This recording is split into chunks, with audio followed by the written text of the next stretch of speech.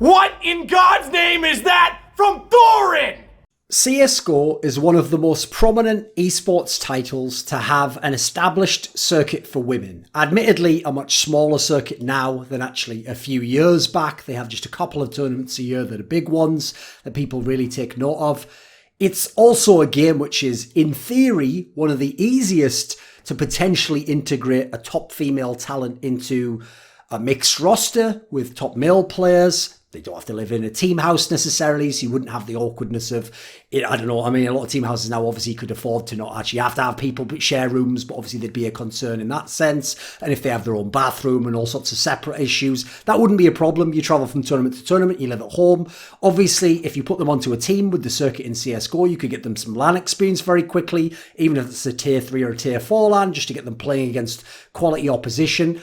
The thing is, every time the topic comes up, though, of female CSGO, and specifically it being segregated out of the choice of the women and the females involved to play in their own circuit, you get people who bring up the same old points again and again and again, which is female teams get paid, yet they're not as good as much, much worse low-level male teams who obviously get paid nothing because they're not even vaguely at the semi-pro level, which obviously goes against looking at things like marketing and whatnot. There's obviously the angle that thus far we have not found female players who are as good as the top male players in Counter-Strike, in esports overall, in general as a trend. You could add in sports in general. There's then the factor, this is probably one of the most tired angles, which is like if they want respect or they want money, they should compete against men. And, you know, until they do, I won't respect them, blah, blah, blah. That whole angle. So I came up with an idea. This is a way to kind of get a chance to see if there is some real top female CS talent out there, but while packaging it in a unique package that I think would be interesting and appeal, again, playing into the marketing angle in a way that currently top male teams wouldn't be as interesting. And I would also give people a chance, even the haters, to tune in and see what would happen. And so my concept is, as the title of this video goes, get me 5 tough girls. Get me 5 of them. So think about this concept. In a world in which esports is getting massive VC investment and has ever-growing media interest, this is a world where people in traditional television have sometimes stopped making high production quality shows that cost a lot of money for the actors and the drama and the producers and the actors, etc. And now they tend to produce cheaper content like sometimes esports content, sometimes reality television. Reality television, very, very cheap to make, has the potential, if it takes off, to have massive viewership, can potentially capture a global audience because it's about human interest, it's about people you get to know. They don't necessarily have to be from your country or doing something you know about. A lot of reality TV shows are about fields we know nothing about, but you get drawn in by the people and you learn the rules of the game, the business, as you go on whatever field they're in. So what I would like is someone out there who's interested in promoting women in esports, who wants to see if something like this is possible, just wants to have a great reality show marketing opportunity. You do an open audition where you audition to find the 5 best female CSGO players, but who are also tough. Like they have the mental fortitude where they seem like they could withstand scrutiny, could take on the pressure of actually, in this particular scenario, try to break into a game that thus far there aren't many pioneers that have been able to blaze much of a trail for you. Someone who's going to be thrust into a tough situation, essentially granted an opportunity that at the moment they wouldn't have been able to get otherwise, and therefore failure could obviously be catastrophic. It's going to be a big, big skill. So it's not just about having good players. They have to also overlap with being tough, with showing that they have like either an even keel so they can withstand the ups and downs, or they're just rock solid. They don't give a fuck what people think. They believe in their talent. They believe in themselves. So the key here is they wouldn't necessarily have to be established players. We could take on all comers to try this, but at the end of it, hopefully we get some quality players. So, you know, this part of the show, the beginning part of the show, could be akin to some of the reality TV people already know. Britain's Got Talent, where people come on and they show off their talents. America's Next Top Model, shows that are very, very popular and take on this theme of you audition, you narrow down to the top candidates, you have a season where you just show them and you pick out who you want. I would hope you'd have a good set of judges that could provide entertainment for the show. Someone like me could be an example, a famous commentator, Moses, Henry G. You could have some male top pros, Neo, I don't know, fucking Forrest, whoever it might be, Get Right. He's the kind of person who's cool, probably do it. You could obviously have some of the legendary female pros from Counter-Strike, Zaz, Miss Harvey, Potter, Ali, depending on how far we're going back. People who've won world championships, been the best female players, know, at least within the female CSGO world, what the best players have looked like, what good quality form is like. Once you get your 5 players, and I don't know, maybe a sub in case of injury or something, put them all in one location and get them apartments to live in and have an office to play from. And the idea is, I mean, if it wasn't for the fact at the moment I despise the ethical behaviour of a company like Refresh, I'd even say they'd be a great company to get in on this. They already have a practice facility that they often boast around that Astralis and Heroic and all the others were able to go to and play from. You get them a place to play from where you'll have all the cameras, etc., but they'll have their own life in the apartments that you'll only slightly feature in the reality show. Get them a top coach, so at the moment that's going to be a top male coach, whether that's like Threat, legendary Nip coach, or one of the current coaches who maybe in the off-season could do this, Zeus or Sonic, whoever it might be. Get them a whole staff, get them a sports psychologist who's proven, got a track record, get them a chef who can design them like a good healthy diet, get them a dietitian to tell them how to eat, get them a physical trainer to make sure they're in top shape and that they can withstand all the stresses and the strains of their life, and train these guys before they ever go to any big tournament for like 2 straight months. Maybe along the way as testing points, you go to small lands, you go to a tier 3 or tier 4 and you play some online qualifiers just to get some experience under your belts. You're probably not going to win the qualifier at this point in time.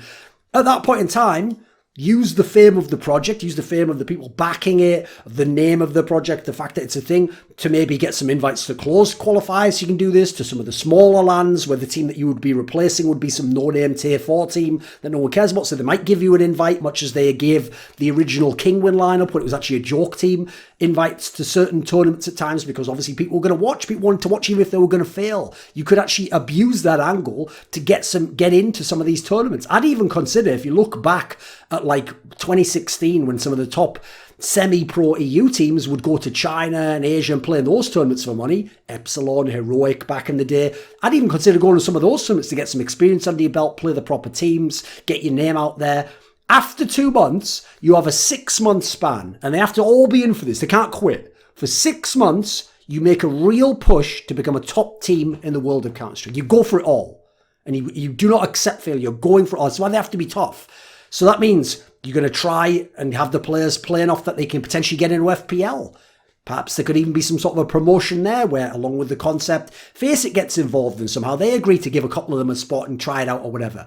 Hopefully, I mean, I know people like Simple, other players out there actually behind the scenes, MBK, JW, these guys are cool. They would, if player was actually good enough or showed promise to be good enough, they'd be willing to give some of these people a try. Because if you could do a show like this, there are so many benefits to it, whether it succeeds or not. First of all, it's a fun concept, right? I'd love to see what would happen. Would maybe one of the players, maybe the team fails, maybe it doesn't do all that, but one of the players shows off these qualities we've never seen before. Maybe they show they're really good. Maybe they get their way into a semi-pro team that otherwise they wouldn't have been on the radar for, not necessarily due to sexism, just because no one knows them, or maybe they only played in a amateur capacity before, and they weren't out there, and they're not interested in the female scene, or they're not interested in becoming a streamer, and there's actually talent out there we don't know about. Obviously, the massive upside would be there's the potential it could blow up, right? Just the reality show alone could get successful, whether the team is or not. Imagine the drama involved in it, especially, by the way, if other women get into the show. Because if you watch a lot of reality TV show, clearly a lot of women are viewers of those shows and enjoy those shows. Those reality shows can be about any topic. They don't even have to be about a topic that women are necessarily interested in. It might be about doing, I don't know, DIY. It might be about running a business that they wouldn't particularly care about. But it's the human interest that tends to draw them in. That's what they get excited about. They want to think about what this character's doing, or do they agree with what that character did, or is this character a troublemaker? Do they like this one? Do they support this character? You could get into the human angle of the show regardless. They wouldn't have to know anything about esports, but actually also might open the door for them to start to see esports in a different light when they see these women go through the struggles of trying to become top pros. They see what they're up against. They see what the world of esports is like. Just like you have people on these talent shows who you don't know until the talent show, but you watch the talent show, you like them, and if they're a pop singer or an entertainer, you follow their career afterwards, right? There's a possibility for something like that. Even if it's not that specific player, maybe you follow esports itself from the show. It also could be a great advertisement for Counter-Strike, for esports in general, right? It doesn't have to just be a gimmick. This could be a legit thing that happens, and if it goes well, it could go for many seasons, right? Then you've got to add in, it gives you a chance to help establish female gaming more. Gives you a blueprint potentially for how it could be done more seriously at a high level. Obviously, there's the side angle that perhaps it inspires someone, maybe not even to become a pro, but just to play in mixed teams, to try and go to a LAN circuit in their area, to battle, regardless of what sex or gender they might be, to compete in esports if that's what they want, but maybe not with this team, maybe not at this level. That's cool in itself. I actually personally, sure, I would go ahead and guess the team probably wouldn't do well. But no one's ever tried anything on this scale before. I mean, understandably, it costs a lot of money. But there's obviously no shame in trying and failing. I would respect the 5 girls who go along and try. And whether they are terrible, whether they failed completely, whether one of them's good, maybe all the rest of them are bad, maybe 4 of them are good, but it just doesn't work out as a squad, whatever it might be.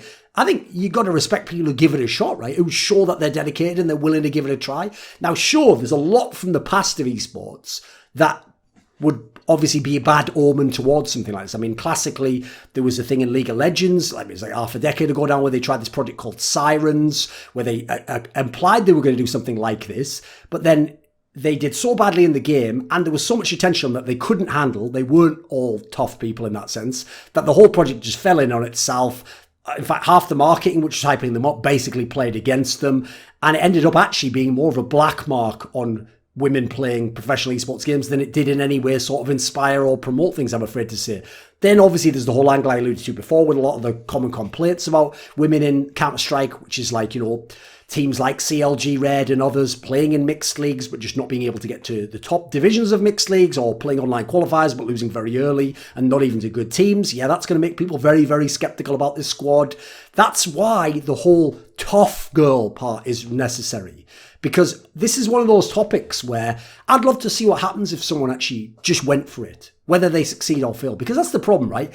Even if you want to go down that route, it's a very debatable one of like, there's abuse and misogyny that's stopping these women getting involved, or maybe someone who would have become a player gets turned away. The problem with that is, even if that applied to a vast amount of women, and men for that matter, that abuse, scrutiny, how hard it is, makes them turn away from it. It doesn't work for everyone though, does it? Why would there be nobody who showed real talent to be an elite level player, even if they weren't on a team? Like, in this context, where is the Jackie Robinson of female CSGO in this sense, who's going to break through those barriers? I mean, at this point in time, a lot of them, it appears, self-imposed by the women themselves. Who's the Jesse Owens of female CSGO, who's going to show us that they can be the best or one of the best players, no matter what their background, no matter who they are as a person is?